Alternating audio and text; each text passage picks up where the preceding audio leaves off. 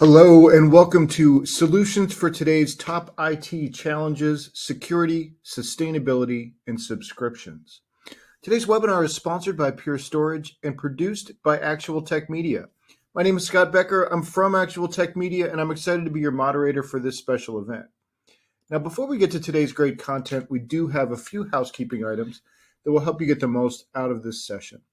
First off, we want this to be an informative event for you, so we encourage any questions in the questions box in our webinar control panel. Not only will we have team members responding to questions during the live event, but it's also a great place to let us know if you've got any technical issues that you might be experiencing. A browser refresh will fix most audio, video, or slide advancement issues, but if that doesn't work, just let us know in the Q&A and we'll provide further technical assistance. Now, next, in the handout section of your webinar control panel, you'll find that we're offering several resources. I'd especially like to call your attention to a link to learn more about Pure Storage's FlashStack, and also a PDF on creating greener data centers with sustainable FlashStack software-defined hybrid cloud infrastructure. That economic white paper was prepared by the analysts at the Enterprise Strategy Group, and it's a great supplement to the discussion today. So I encourage you to access those resources now and share them with your friends and colleagues.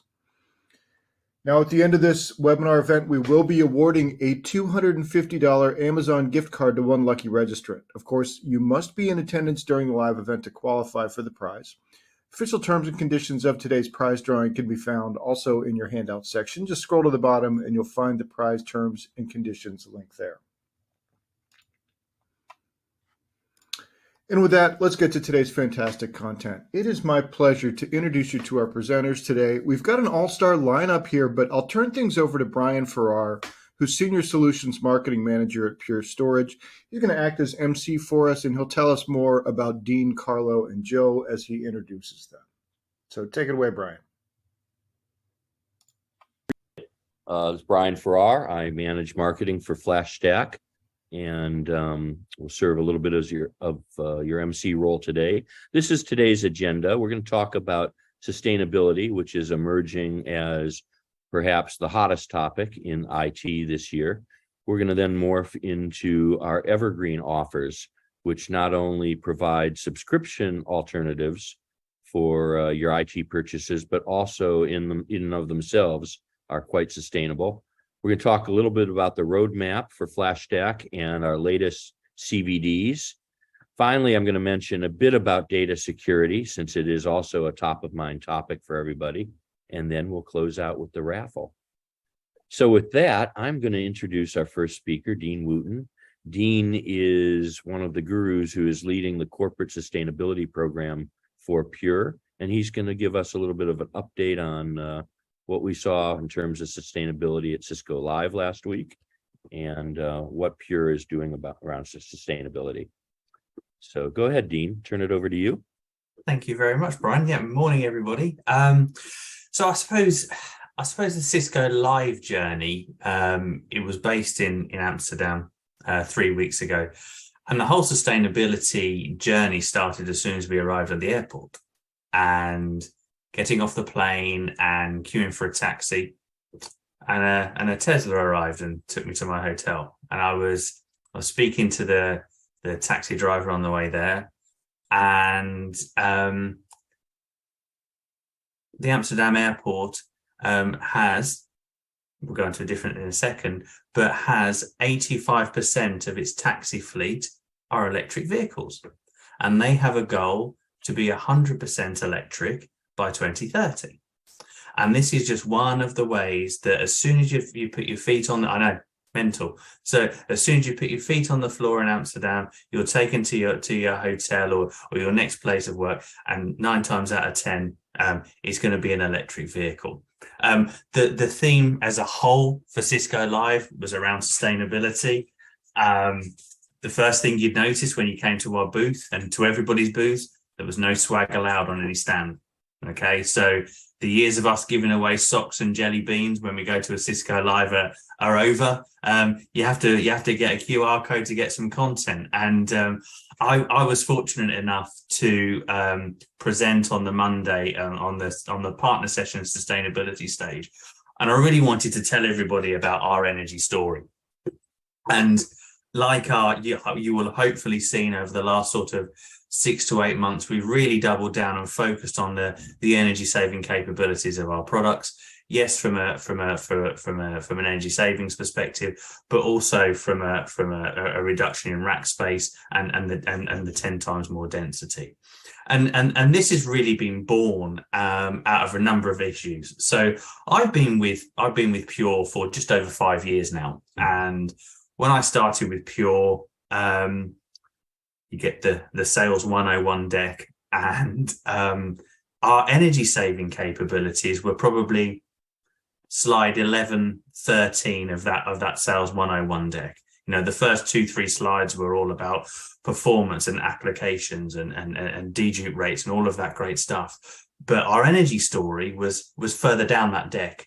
Over the last 6 to 8 months, we've really brought that to the forefront. And the reason for that is, you know, yes, there's macroeconomic climates out there that are making that more prevalent in the marketplace. But it goes back to really our initial foundings 12 years ago, when we were the first all-flash storage vendor to come out onto the market. Now, 12 years ago, the cost of building an all-flash storage array with the price of SSDs being astronomical at the time, we had to, from a software perspective and from an architecture perspective, we had to make those drives more energy efficient, more cost, utilizing less space, all of those great things to make it the performance elements of the product, but to make it as energy efficient as possible, to be able to deliver that. And in time, that has created some fantastic use cases. And Brian's obviously put this slide up here. And this is really focusing on one of our FlashStack customers. But I'll take you on a little journey to get there. You will hopefully have seen some of the slides on social media where you've seen, you know, empty racks replaced by small flash arrays, etc., etc. But what does that really mean to a business? Well, ultimately it means less power, it means less space, it means less cooling, it means less density. So if we look at some of our key customers like Meta, for instance, that have recently moved over to Pure to help build their supercomputer with NVIDIA and DGX1s. Yes, they moved over to Pure for the performance value, for the AI analytics and all of that great stuff. But ultimately, the data ingestion that they were getting is just improving and expanding. They didn't want to go and build another data center. They wanted to get a higher density and a high proportion of their data in less footprint. So by moving to Pure, it enabled them to do that. And as Brian's put this slide up here, this is an example of a key banking customer in the US, I think I can say that, where, as you can see, this is what it looks like. This is what 86% space reduction looks like. It equates to over $1 million in savings. It's 6.1 data reduction and up 1,100% uptime over 3 years. But just look at that footprint. Okay, this is how we can reduce the power, the water, the cooling, the energy consumption of those units. And so this has been a fantastic way that we've been able to talk to different areas of the organization. It's been opportunities where we've been able to go back into customers, back into prospects, and really tell a different story. And hopefully, you know, we've got 529 people online. That's quite a daunting audience. But hopefully, from this story, you can really start to see the outside of the performance with Pure. And if you're cutting, you know, we'll go on to some questions in a bit. But if your boss and if your boss's boss and if your organization are looking at ways to save money on energy, looking at reducing their footprint, looking at reducing carbon emissions, looking at all the ways that they can be you know, more sustainable as an organization, less power hungry, less energy hungry, then and they're looking, of course, they want to have the same performance capabilities and improve on those performance capabilities, then I would invite a conversation, speak to the people on this panel later on, and of course speak to your account executives and your systems engineers, and find out really and delve in to we've got some key assets on our website, and our teams will be able to talk through in much more detail of what those savings can mean to your business. Thank you very much. Thank you, Dean.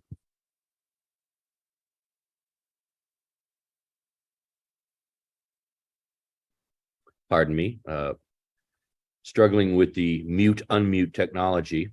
We have a polling question here on sustainability. Let me read it for everybody first. Does your organization have a committed energy reduction strategy and objectives? 4 choices. Yes, you do. You're aware of the need and are discussing it, or you're starting some initial tactics, or no, you've not considered it yet. So we're not allowed to vote, but I'm anxious to see what our listeners have to say in terms of their sustainability journey. So let's give it a few seconds here while you guys go ahead and answer it. While you're filling this out, I will mention a plug for our partners at Cisco. You know, FlashStack combines both pure storage flash arrays and flash blades with Cisco's UCS compute. And about 18 months ago, Cisco threw away the architecture and redesigned their compute, their UCS platform, from ground up, blank sheet of paper, specifically to make it the most sustainable, most energy efficient platform in the industry. And they have succeeded.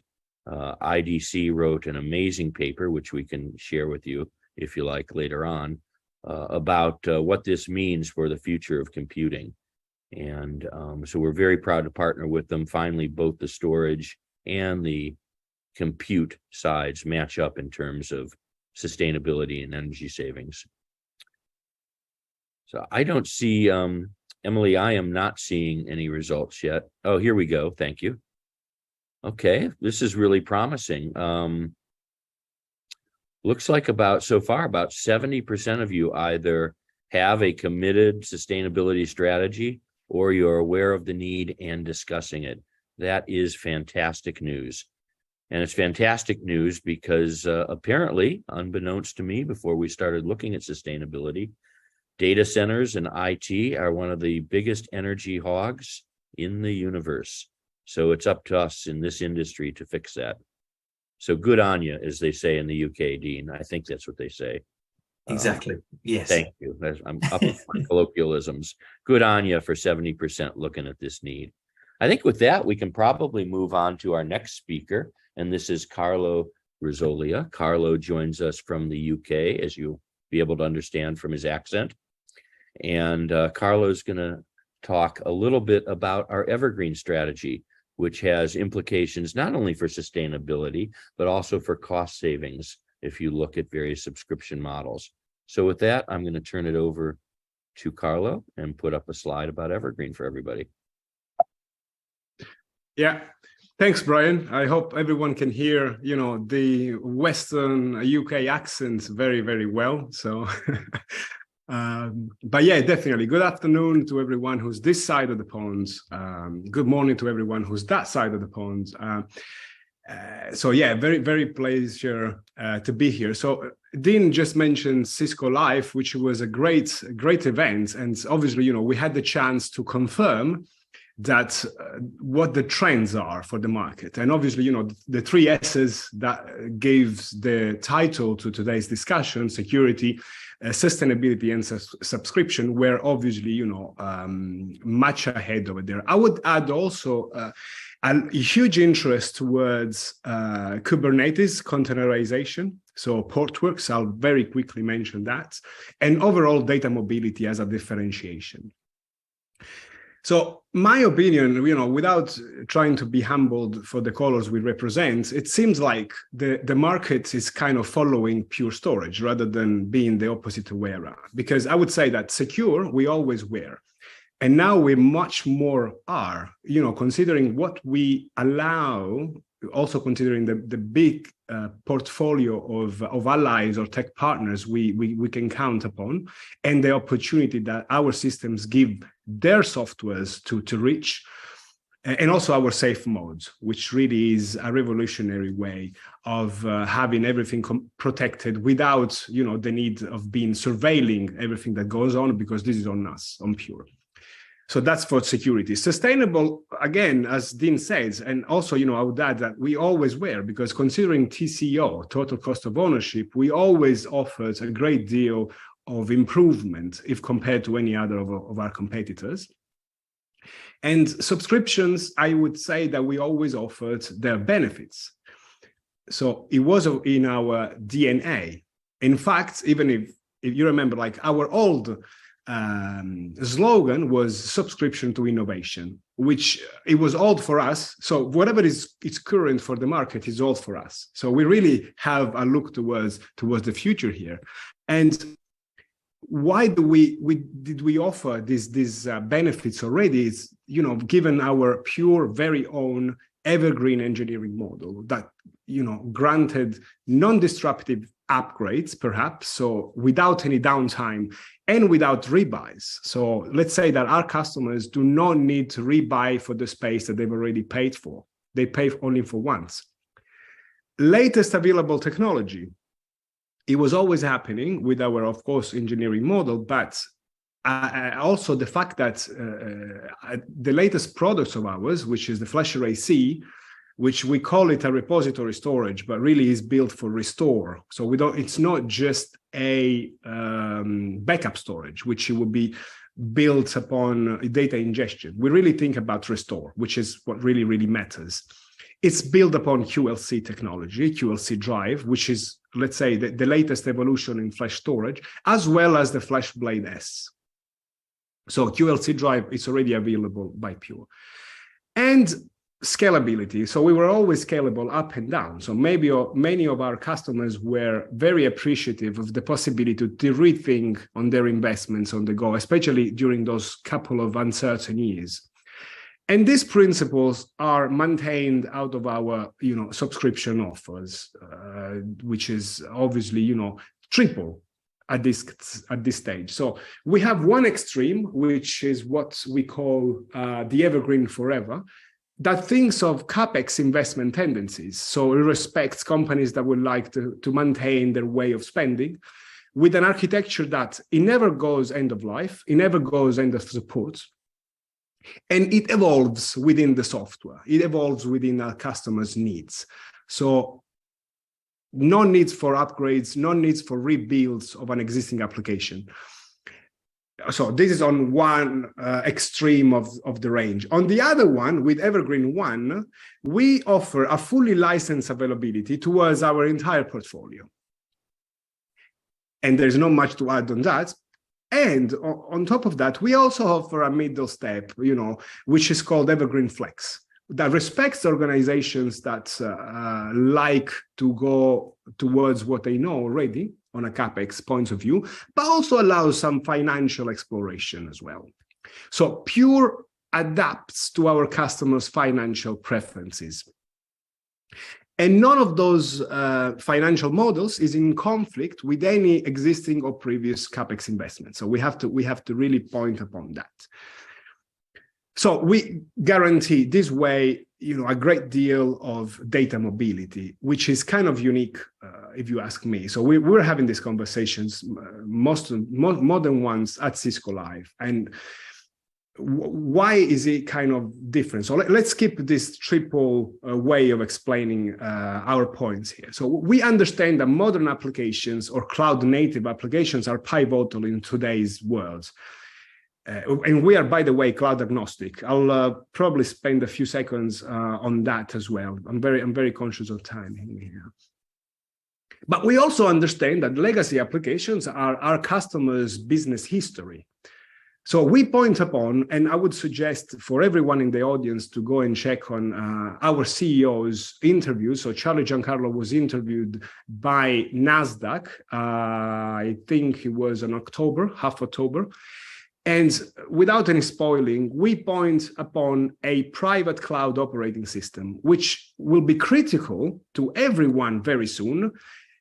And it's already, a great thing to explore for visionaries. So our best customers are visionaries. These organizations that they think on what they can do through their infrastructure and data centers. Pure allows that to. Bear in mind that we've been pioneered already. So whatever is current now, it's in the past for us. So remember the fact that Pure goes look at the future. And just to extend on what I said before, why did I say that we are cloud agnostic? Is because we allow our customers' workloads or applications to use services regardless of which hyperscalers provides them. So let's say that one service is more suitable to your applications from one cloud provider. You don't need to re-engineer your application to move around. So this is why we are cloud agnostic. And this is quite unique, if you ask me. So no needs for re-engineering or adaptation. And this also can be led by a financial preference. So some services from one cloud provider might be cheaper for your workloads. And then you can just move it there. Very quickly mentioning on containerization, microservices, or operational freedom, if you like, huge attention was towards Portworx. So it resulted very, very sexy to our customers. And by the way, just to keep in touch, we have database platform as a service for any database. So reach out to your local team, to your Pure local team to find out about Portworx. Reach out to find out about what we can do to allow Kubernetes in a better way. And, we've done a number of these events, Brian and Dean, we always had to kind of run away sometimes our prospective customers, bringing them on our booth and asking if they know us. Many would say, yeah, we know Pure, but they don't really, because then we realize that once we explain us, then they realize what we mean by uncomplicated data storage forever, as your background beautifully says, Brian. So reach out to your local team, reach out to your reseller, find out about Portworx, because it's pivotal for you to know. And ultimately, since we mentioned data mobility, obviously we intend the FlashStack. He was at booth with us. He was very sexy. He got a lot of attention. So Pure and Cisco really reached out and offer an all-inclusive infrastructure that allows full data mobility, regardless if your workloads or applications are pre-engineered for either a physical or a virtual server infrastructure. That's the ultimate concept or the quintessence of private cloud. I mentioned private cloud freedom. We also allow, to move your workloads from a physical to virtual server infrastructure very easily. FlashStack opens up to this concept already. So just to reinforce of the concept of private cloud operating system as well. So this is something which is already offered by Cisco. And now a very quick appeal, on the three benefits on the FlashStack without any spoiling towards Joe's intervention. So you can ask him any technical questions, but to our infrastructure managers and our CIOs, I would like for you to understand that ease of management, and it's offered by the fact that the entire stack, which is made out of our storage, Cisco UCS and Cisco networking, it's uniquely managed via the Interside management tool. The entire stack is uniquely supported, so you won't have any headaches with opening tickets with one provider or another, regardless you having a problem with the storage or a compute, because this is sorted uniquely either through us, through Cisco, or your preferred partner. By the way, you won't have any problem with us because our support is proactive and best in class. So many of our customers, the biggest majority of them, do not really even realize about an incident that we've just solved it, and they found out that they had an incident through our reports, and our Net Promoter Score also dives into that. So please go and check our Net Promoter Score. And lastly, to our CFO friends in the audience, procurement friends in the audience, we do not want for you to buy what you don't need. FlashStack appeared to be, offering you all the benefits of a hyperconvergence, but it's flexible at scale. So if you will need more storage rather than compute, you would just go for the same for what you need rather than computing or storage. So ease of management, unique point of support, and flexible at scale. So you can ask Joe again all the questions you want in terms of, he designs the CVDs. We have 48 blueprints which are ready for you to use depending on your use case, depending on your database, all your applications. We sort you out already. CVDs, once again, stands for Cisco Validated Designs. I say once again because I always say that, and you know, also Cisco Live was a huge stage or window for that. Just as the latest anticipation, the boom here is that the FlashStack is available completely as a service, which obviously consists of the UCSX new chassis on the M7 release, which is also available as a service, and our as a service offerings that obviously, you know, it will include. So that provides with an all-inclusive infrastructure as a service. I think that concludes my intervention, but if you have any questions, more than happy, you know, to leave Joe answer to those questions. Thank you very much. Thank you, Carlo. Wow, for the first time, I'm really glad I'm not Joe. I really appreciate your roundup. We've got a question on that as well, and let me read a polling question for you on subscription services. Are you considering consuming any of your IT as a service? So your choices are no, we use traditional CapEx, and nothing wrong with that. Second, yes, we're considering it. Third, we're consuming some of our IT as a service now. And fourth, we're moving to a complete IT subscription model. And while you answer that, I want to mention that, you know, I've been looking at our many win reports for FlashStack. And one of the things that I've noticed that really surprised me, and it goes with what Carlo was saying about never charging more than you need to a customer. I expected that more people than not would be going for the full stack subscription model. To my surprise, we have had a huge take rate in Evergreen Run for storage, even on top of CapEx models for FlashStack. And if you think about it, that makes sense. Data always grows, net flows, it's just growing IT, and consequently, storage needs to grow to keep up with it. Storage needs to become your most dynamic layer in your infrastructure. So it makes sense that people would start their subscription journeys with a storage subscription. And that is exactly what we're seeing. And our Evergreen One is the most mature and most popular storage as a service offer in the industry. Emily, do we have any results yet for this? Oh, look at this. Okay, well, that's not bad. Almost half of you are considering subscription models, and another 36% have already started consuming some of it. I think this is an interesting case where the America's customers are actually a little bit ahead, perhaps, of the European customers. I saw much more commitment in Europe to traditional CapEx models, and we're seeing a lot more leadership on the subscription motion here in the States. So a great insight. So about half of you are considering going to subscription models. I think that's wonderful. And I don't really need to introduce the next speaker because Carlo has made him famous. Joe Hughes is one of the senior engineers on the FlashStack program, and Joe is going to answer every technical question you have ever had. So with that, I'm going to turn it over to Joe to talk about where we are on the FlashStack roadmap.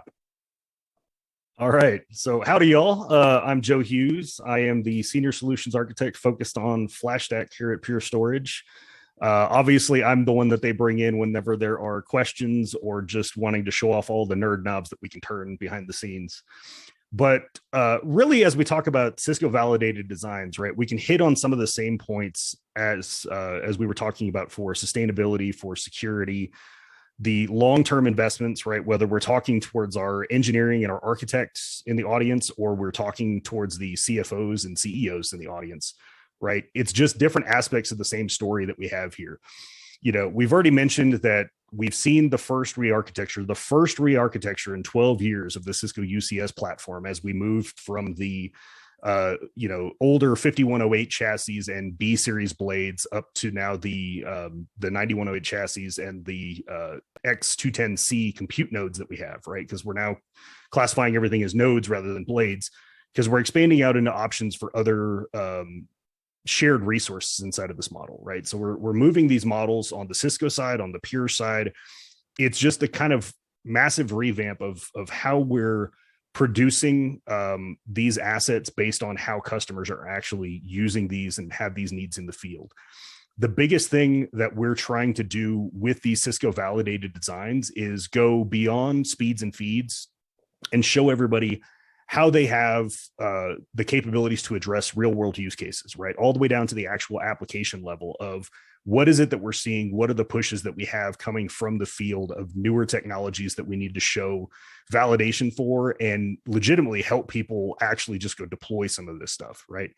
As a customer, I deployed my first SAP HANA TDI environment, having never seen anything other than a handful of SAP HANA developers asking me questions and showing me like screen shares of stuff, to having built an environment end to end because I followed the CVD, right? It was that turnkey end to end capability where I was able to go back to my SAP team and say, okay, I have these questions to fill in these couple of blanks on how we provision this environment, and then I need basically these 12 questions answered, and I will just come back in a few days and it'll be done.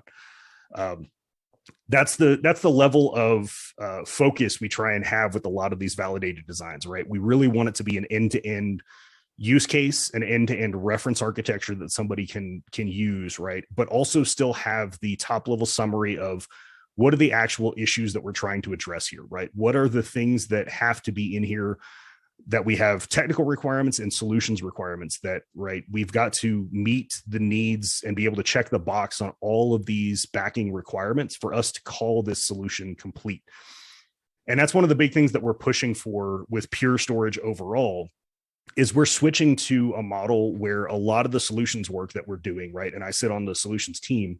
We're trying to focus a lot more on just having this be real world use cases that we're actually delivering, right? Where we can address the entirety of the Pure portfolio and we can address the workload needs that we see in the field and be able to do these actual use cases that are real world scenarios that we're doing the solutions work on, right? It's less so just speeds and feeds, but it's here's the actual usage and here are the benefits that a customer is going to get by deploying these solutions. And that's how we're trying to develop them in the first place. So as we talk about the FlashStack CVDs, right, and we look at the roadmap, we just recently released the newest one that came out end of last week was the FlashStack for SAP HANA TDI guide on the new M6 model of compute nodes that are on the X series platform. Just before that, back in December, we released the FlashStack end-to-end 100 gig. That was actually the deployment guide. We've had the design guide out for a few months now, but first 100 gig end-to-end design that Cisco has done. We were the first storage platform that was capable of delivering 100 gig to be able to be part of this. And this was the first validated design that actually highlights the new FlashArray/XL models that we've got. So huge performance gains that we have in the FlashArray/XL. But 100 gig was the big thing to showcase and highlight because, again, we were the first solution where Cisco could have 100 gig end-to-end from, the FIs through the Nexus through to the storage and provision 100 gig. But we've also highlighted, both iSCSI and NVMe Rocky inside of this. On 32 gig fiber channel, we have traditional SCSI FC, and then we have NVMe FC, right? It's the fact that we understand there are needs for customers that are starting to consider really, truly adopting NVMe over fabrics, right? So whether they're going to do Rocky, whether they're going to do NVMe FC, whether they're going to do the new NVMe TCP that's being released, as we're seeing upticks in adoption on the vSphere platforms or on the operating system level of a lot of these newer features, and these systems are actually able to consume this, we can deliver higher bandwidth and that same level of performance in still a smaller stack, right? So by swapping out some of the components, by going to the 5th gen FIs, by moving up to some of the newer Nexus and MDS switches, right, or converged Nexus switches to just get rid of the MDS separately, we've got the capabilities to provision and handle more bandwidth in still the smaller stack, right? So we're consolidating the hardware. We're shrinking the package of what all of this is. Whether you're doing it in the CapEx model, whether you're doing it in the FlashStack as a service model, really makes no difference. We're trying to make this easier to consume. So whether you're scaling up to have a massive data center footprint on this, or you're going to have, tons of individual FlashStack environments that exist inside of your multiple data centers globally, it's all going to be managed the same way, right? We're going to have ties into Intersight. We're still doing development work for additional further Intersight integrations, so that you've got the capabilities to do cloud management, both for the backend infrastructure and even for operations inside of your environment, all from the same hardware platform and all from the same software platform for management. And looking at the next CVDs that we have coming up, right, we're really starting to address additional workloads that we've seen the need for, right? We've got another SQL CVD that just came out recently that was all about data warehousing, right, and OLTP on Excel. We have another one coming out hopefully by the end of this quarter that's going to be SQL 2019 again on an Excel, but this one's going to be highlighting Portworx, right? So when you're using containerized databases running on the newest hardware, we're going to be addressing that use case for you. If you're running hybrid cloud and you have the needs for running GPUs for, say, VDI, right, we're going to have that capability that's there and available for you. We're also addressing Epic. So for all the customers that are running Epic, we're actually updating this CVD while it's still in flight to run against the newest X series compute nodes that are going to be M7 that gear is getting put into the environments right now.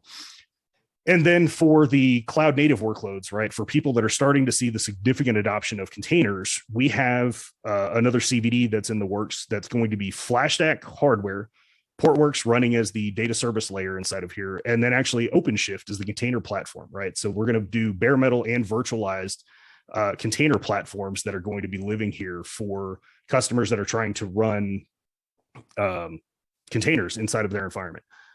And then because we've seen a need just across the board for hybrid cloud, we're starting to add hybrid cloud. So as has been highlighted in this webinar already, for us being cloud agnostic, whether you're going to consume this on one public cloud versus the other, we're working on adding a hybrid cloud component to all of our Cisco validated designs to be able to highlight how you have either, basically an active or a consumption model where you can choose to run things on-prem versus in the cloud, or if you were looking for DR and business continuity scenarios to run primarily on-prem and then be able to recover in the cloud or shift workloads to the cloud as needed.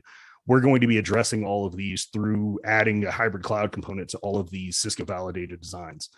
So if anybody has any questions about these, right, you can find all of the Cisco validated designs linked on the Cisco website or on the Pure website. Reach out to your Pure account reps and your SEs, or reach out to your Cisco team, reach out through your partner. Any of them can honestly assist you in this process of either deploying or asking questions, or even giving feedback of you having potentially some unique workloads or some additional needs if we need to expand these CVDs as far as the scope of what's included in a single solution, or if we need to address an entirely different type of use case, right? We can always take feedback from the field and make sure that these are the things that we're considering when we're doing the planning for what it is we're trying to address with these validated designs. But we've got lots of things in the works. We are trying to address a significant uptick in protocols that have been requested from folks. Again, really hitting on NVMe over Fabrics. That's been a significant ask for folks. And then going back to like the beginnings of FlashStack, right? And one of the biggest things that we wanted to achieve with all of this is just the fact that it is the flexible model beyond consumption of OpEx or CapEx. You're not locked into like a true reference architecture or like the old RCM matrix of you must run this specific hardware at these particular versions. We've seen a significant uptick in folks that have even been asking us about different connectivity models, even to the point of having a customer that's trying to do multiple data centers that are essentially directly connected to each other in a small space, but where they're completely offline, and they want to do this with Intersight management. And they're even considering flavors of, what about this protocol? What about doing direct attached? What about having it in this different layout? They're all supported by our compatibility matrix, right? Some of it might be that we have to diagram things a little bit differently, or potentially have to work through some validations to just ensure that we can hit specific performance numbers that we have in some of our validated designs.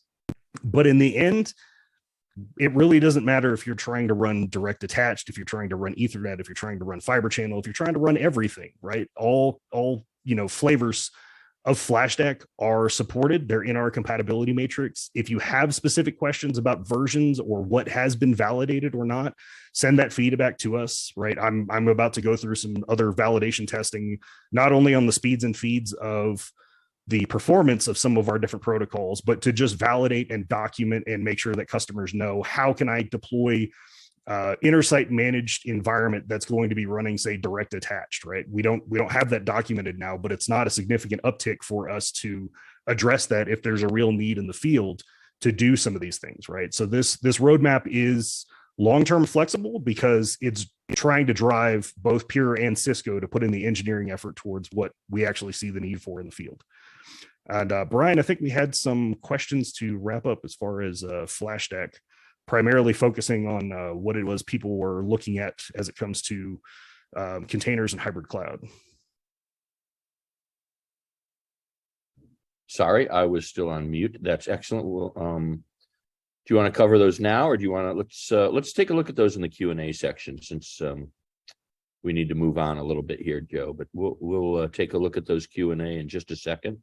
But I wanted to thank you for the roadmap update. And I think we do have a polling question to share while we move next. Let me read it for you. It says, are you seeing an increase in containerized workloads, and does your organization run a hybrid cloud environment? Topical question. Your options are: not seeing the increase in containers yet, no need for hybrid cloud yet. Or secondly, we see the need but are still considering our options. Third, we are either using containers or have a hybrid cloud configuration. And finally, we have both increased our workloads in containers and we have a hybrid cloud environment. Let me let you guys noodle on that for a second. I really appreciate the update, Joe. And while you guys are answering, I want to say I remember my first exposure to CVDs, Cisco Validated Designs. I'd heard all the hype and I thought it was just that, marketing hype. I've seen competitors, so-called validated designs, and they're more like a white paper. They're 10 pages, 20 pages long. You really couldn't deploy your core infrastructure with something like that. I was shocked when I got a hold of my first CVD and saw it was 250 pages long. And that's the thing with CVDs. They invented this concept of validated designs. And a CVD truly will lead you from nothing to green lights on your system up and running in a minimum amount of time. Well, to that point, Brian, it's a whole separate conversation that I won't jump into too intensely, but we are adding infrastructure as code to all of our Cisco validated designs. So if a customer's pulling an environment out of the box and needs to know how to try and provision these things with code, we have the sample code. We have these validated engineering efforts that we've done to deploy the whole stack with automation around it. So if anybody's interested in that, look at any of our newest CVDs and you'll start seeing those components. Yeah, absolutely. And I recall infrastructure as code was one of the most attended topics at the previous Cisco Live that we did in Vegas last June. Emily, do we have any results from our polling question yet? There we go. We have a clear winner at 50% that you see the need but are still considering the options. Well, that is wonderful. And you heard both Carlo and Joe mention Portworx and our container solutions. If you're looking for a full stack integrated infrastructure design, FlashStack is the only one there in the marketplace today that has an associated container platform. I like to say we had the foresight to see containers coming and acquire one of the best container management companies in the industry, Portworx. So look for future CVDs, as Joe had mentioned on that. And I guess we can close that out. And move towards our final comments and Q&A, I wanted to jump in quickly to add an extra topic to the discussion today, and that is cybersecurity and data protection. And I added that because it is becoming the scourge of our time in our industry. And a lot of people, most of our competitors, are really just focused on reacting after an attack has happened, a pure reactive strategy. And that's better than no strategy, but wouldn't a proactive strategy that stops them at the gates first before they even get in be a better option? But we think so. We call our strategy for FlashStack Defense in Depth.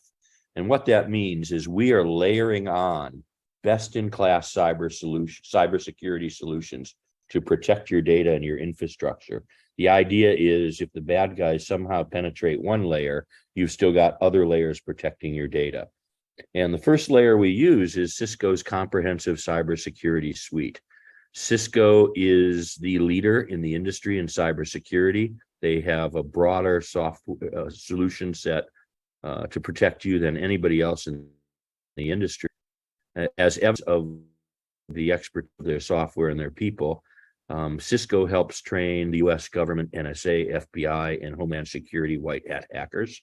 Cisco helped define the certification for the white hat hackers, and Cisco has the only human IT detective agency called Thales that hunts down the bad guys where they live on the dark web and outs them to the authorities so they can be shut down. And if possible, if they're in the US, rarely, but if possible, they can be prosecuted. But more importantly, because Thales discovers these vulnerabilities first, Cisco is usually the first to put a patch in for those new vulnerabilities. So you could arguably say Cisco SecureX suite of cybersecurity solutions protects you better than anybody else in the industry. And even the US federal government has seen that. Secondly, if they do penetrate your network, your gateways, if they get into your environment, we have partnerships with the best-in-class backup and recovery vendors like Veeam, like Cohesity. So we even have our own solutions to back up 3 times faster than the industry average. And as a friend of mine told me, no one cares how long it takes to back up your software, though. The restore is what people care about. When you're in the panic and you need to restore that data 3 times faster. But then finally, if the bad guys do get your data, we have our safe mode, immutable snapshots. We encrypt that data and we Pure hold on to that key. So even if you're in your admin's data, your admin's accounts, they're not going to find the key to unlock your data. Your data is safest with us. And I mention that because one of our main competitors actually gives the keys to their encryptions to the admins. But that's always the first target of a hacker. Let me get into an admin's account and I'll grab the keys. So what good is having encryption if the bad guy who gets in can get the key to unencrypt the data anyway? Just a policy note, don't do that. Let us hold on to the key so that you're protected. Anyway, I just wanted to throw in the final pitch about FlashStack Defense in Depth because we are seeing an incredible uptick last year and this year in cyber attacks. And we want you to be protected, and we believe FlashStack is the best way to do that. So I wanted to thank everybody for joining us today, and I wanted to give you this QR code that'll take you to flashstack.com, which is where we have our latest analyst white paper on sustainability best practices. We talk about things like the CVDs that Joe mentioned, Evergreen and the subscription models that Carlo covered, as well as some of the new security discussion that we're putting up there. So please visit the site. Feel free, as people have mentioned here, to contact your Pure or even your Cisco representatives, and we are happy to help you solve any of your industry issues.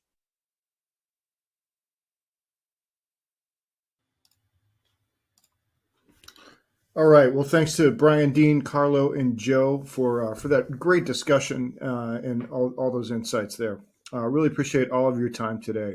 And before we wrap up, we do have one more piece of business. It's the Amazon gift card prize drawing. And the winner of that $250 Amazon gift card today is Corey Chenault from Illinois. So congratulations to Corey. We will be in touch to get you your card. And with that, on behalf of the Actual Tech Media team, I want to thank Pure Storage for making this event possible. And thanks as always for attending and for your great questions. That concludes today's event. Have a fantastic rest of your day.